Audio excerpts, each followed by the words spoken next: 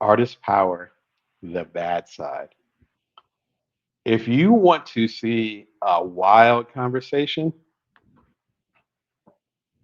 Sam Altman talks ChatGPT at TED. Woo! Hmm. Usually at TED Talks, um, the audience will be they'll be interactive if people ask. Someone's on stage like, "Oh yeah, da da da," respond to this. There was some really dope, not dupe, dope call and response that happened at this TED. There was like 3 or 4 talks that were just so fun. So there are hopefully some get online, but like so there's some fun stuff. It pays to be in the audience in that way where you're able to experience it because you can't really get that with digital. Kind of like going to the opera, in person or going to the movies in person versus watching on your TV. It just hits different, right? But usually they're pretty respectful and quiet. You know what I'm saying? And especially, you know, some of us in the audience are public speakers and/or have done a TED talk, so we know how intense that is. It's super high pressure. You know what I'm saying? Kind of like the Olympics of public speaking, if you want to call it that. So people are respectful. Kind of like going to a like the Masters or to a golf game and people are being quiet where people are putting, like that kind of vibe. Not the case with this one. Mm-mm. Nah, we were loud. This is not Sam Altman doing a TED talk. This is Sam Altman, the co-founder of OpenAI, who created ChatGPT a handful of years ago, talking, having a fireside chat with Chris Anderson, of course, the current leader of TED. Chris is a former journalist, um, so he and I have similar backgrounds, but he's got about 10 or 20 years on me, but similar backgrounds. So we know how to ask questions. You know what I'm saying? We don't pull a lot of punches. Both Chris and I tend to be very direct, which is one of the reasons why, even when we've had differences or haven't looked eye to eye, it's always been respect there. He gave him a tough interview, and Sam didn't always appreciate it, as you'll see with some of the sarcasm and in the audience reaction. Two big things that I learned from this great conversation. Again, it's about 90 minutes long. Please watch the whole thing. Videos right there. This and Carol's talk, please watch them. Required viewing. Carve out 2 hours tonight, pour yourself a drink or whatever you're into. Watch them, please. Number one, watch Carol's. Number two, this is a must watch. Two really intense moments that stuck in for me. The first one is that, and other folks have mentioned this, so it wasn't just me. There was a picture of what looked like a Charlie Brown cartoon, Peanuts, Charles Schultz. Rest in peace to him. I always loved his work.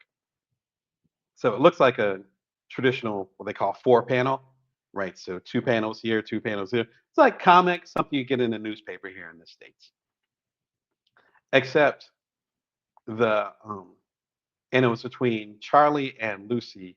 Is it big sister or little sister? I think it's big sister. I always forget their relationship. They're definitely brother and sister. And they're talking, and Lucy has a football as usual, but they're talking about something. It might be related to AI. It's like, well, does AI steal things? It's like, well, no, da da da. And it was funny, whatever it was. And of course, it was generated in ChatGPT. And Chris looks at Sam and is like, this is a pretty funny cartoon.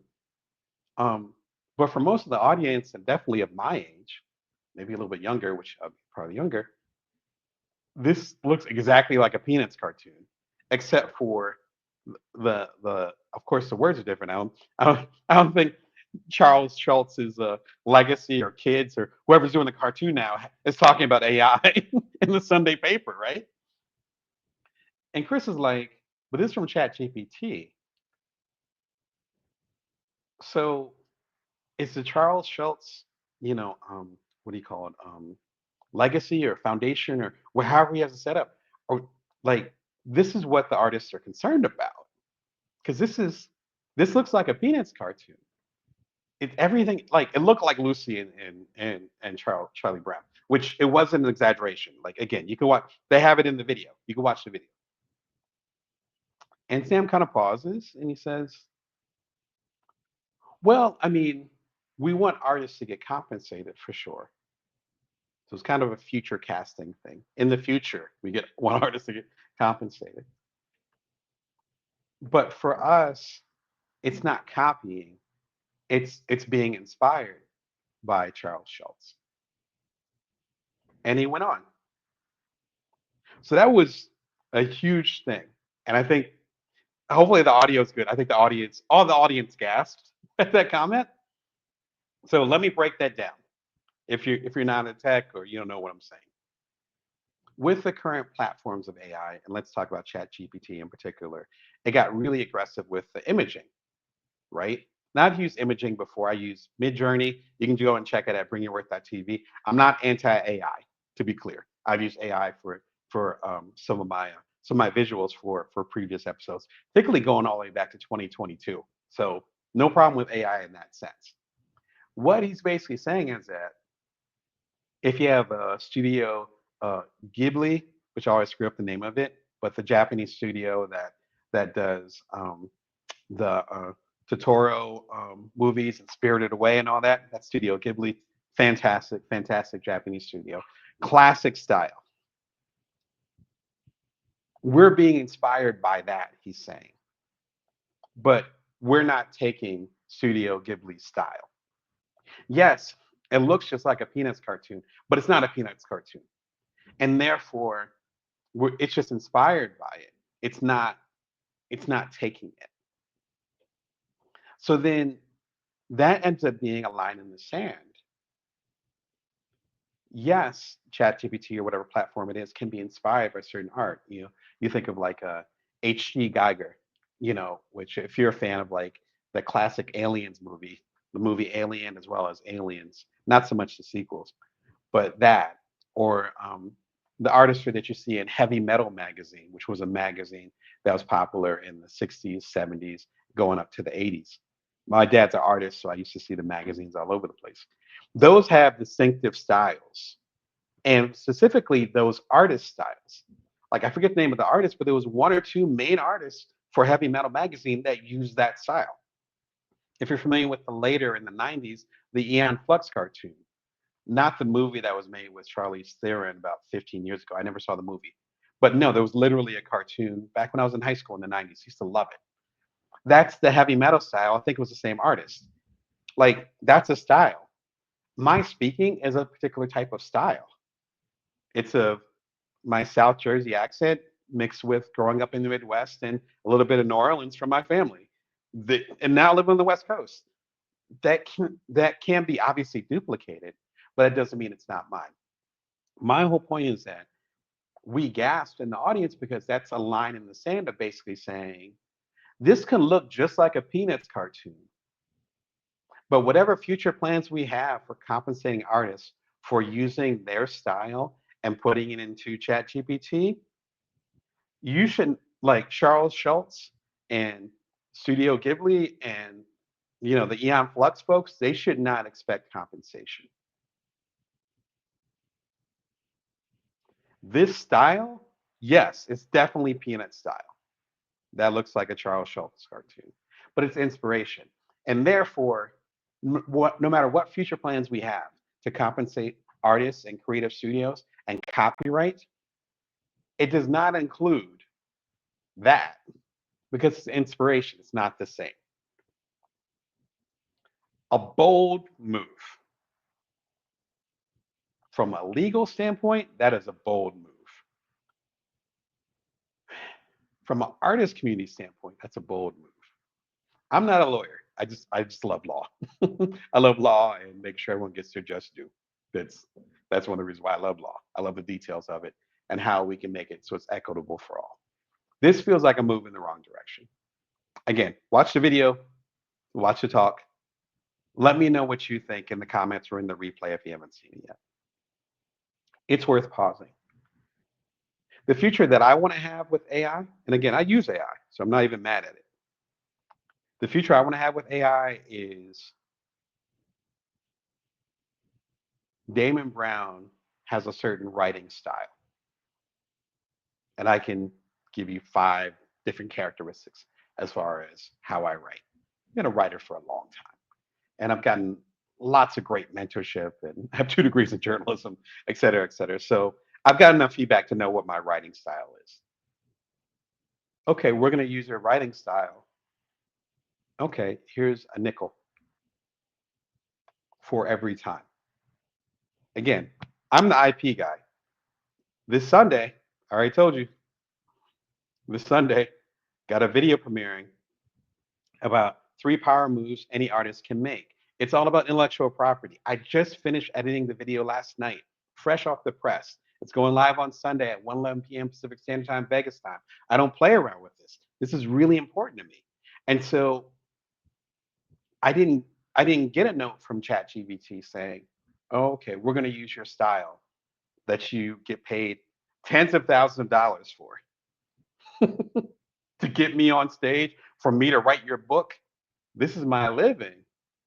This is something that through all the, as we were talking about with Aquella earlier in the episode with the wonderful man I was talking that negotiated the peace treaty for the Bloods and the Crips. Like that's his story.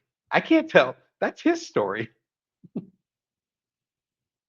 in that language, in my effusiveness, in my stuttering, in my lisp, all those different things. That's from decades of life and decades of creativity, not to mention the tens of thousands of dollars I spent again on my degree from Northwestern.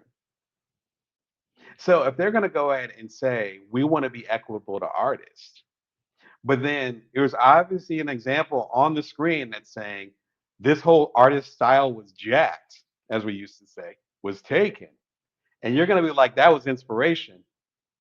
That's not theft.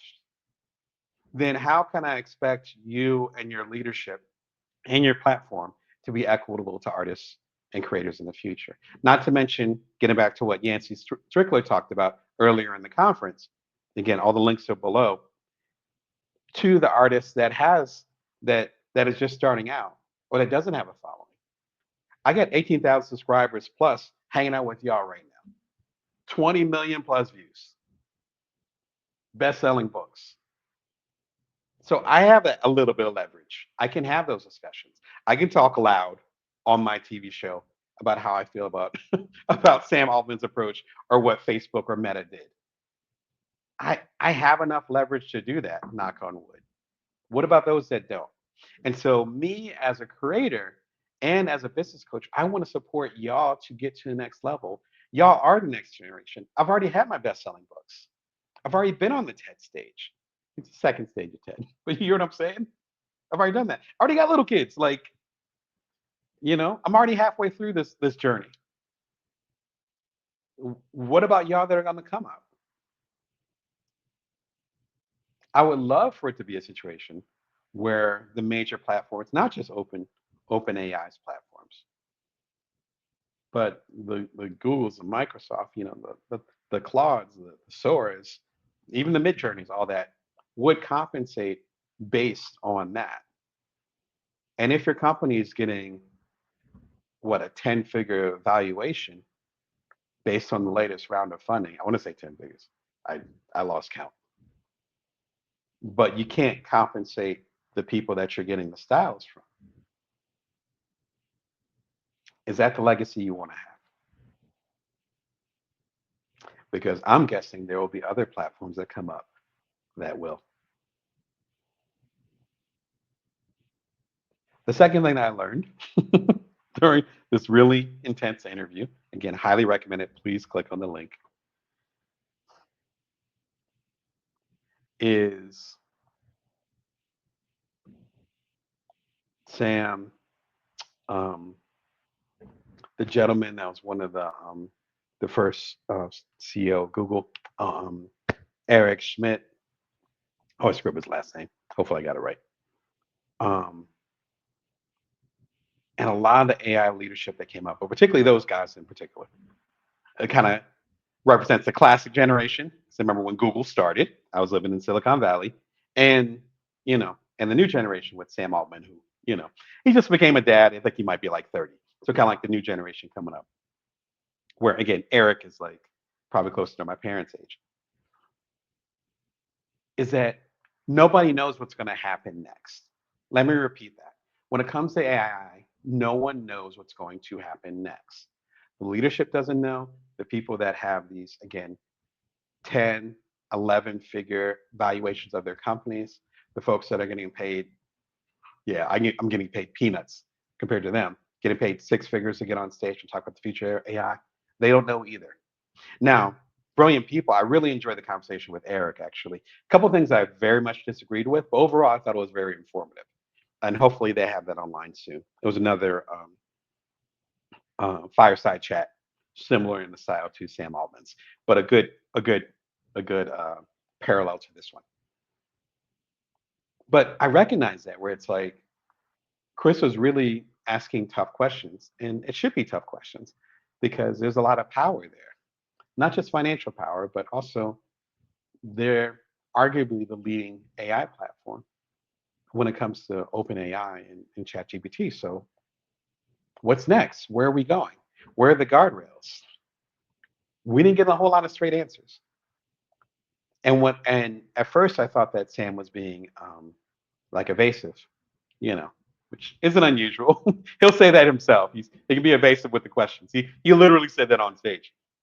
Excuse me, so I'm not speaking out of turn. And we definitely picked up on that. At least I did as journalists. I'm like, oh, okay. He's not going to answer that one. All right, buddy. But what I realized is like, at first I thought it was because of legal culpability. But then I realized I'm like, oh, because you don't know. And unfortunately, shout out to Brene Brown. I got like a bunch of her books behind me. For a lot of leadership positions, saying I don't know is a liability. And so you're leading, arguably leading, definitely the face of the modern AI movement. To say I don't know, I mean, I was in I was on the stage. I mean, I was on the stage. I was in the audience. So maybe I missed it. I don't remember him saying I don't know once. Maybe you guys can watch the replay. I'll watch the replay too when I get a chance later on. But I think that's the truth. And so as we're working on these technologies, as we're trying to figure out these royalty systems, which is why I keep talking about this, as we try to figure out what this new world looks like, as we figure out what the next generation and generation after that is going to do, how we're going to make a living. As I speak, the American stock market and as a consequence, a lot of the international stock markets are in the toilet. What are we going to do? If AI is going to do what it's supposed to do and it's going to be integrated into the world that we currently have, or more importantly, the next world that we're going to have for, say, the next generation, those of y'all there in your 20s and 30s, generation right behind me, we have to figure it out, but we can't figure it out after the fact. That's all I have to say about that. What creators should know about AI in three short videos. This is video probably about a year and a half ago, um, when I was actually about 2 years ago when I was knee deep in AI, mostly the visual AI. Shout out to other folks who are doing AI. See you, Carlos. Um, and learning more about that as well as how it can impact creators. I also did a keynote about 2 years ago for the American Society of Journalists and Authors. Shout out to y'all about understanding AI and where writing fits into that. Anyway, a lot of information is kind of put into a nice little nugget right here. It's like a 5, 7 minute video. Excuse me. But if you share some of the concerns that I have, or if what I said has brought up some concerns, watch the Sam Altman talk. I cannot recommend it more. And then watch this afterwards, and maybe it'll assuage some of your fears, as well as help you think about those tough questions that we should all be asking. What about you? Are you concerned about the future of AI, um, particularly in regards to how artists and creators and companies and creative license and intellectual property are being handled in it? What do you think can be done better? Or are you not worried about that at all? You think it'll work itself out? Let us know in the comments. I'd love to hear. This is Bring Your Worth TV, live Wednesdays at 1:11 p.m. Pacific Standard Time, Vegas time. I'm entrepreneurial coach Damon Brown, here to help you as a side hustler, solopreneur, otherwise a non-traditional entrepreneur. You can subscribe for free. As far as I can tell, it would always be free. So don't worry, you're not the product. If you get that joke,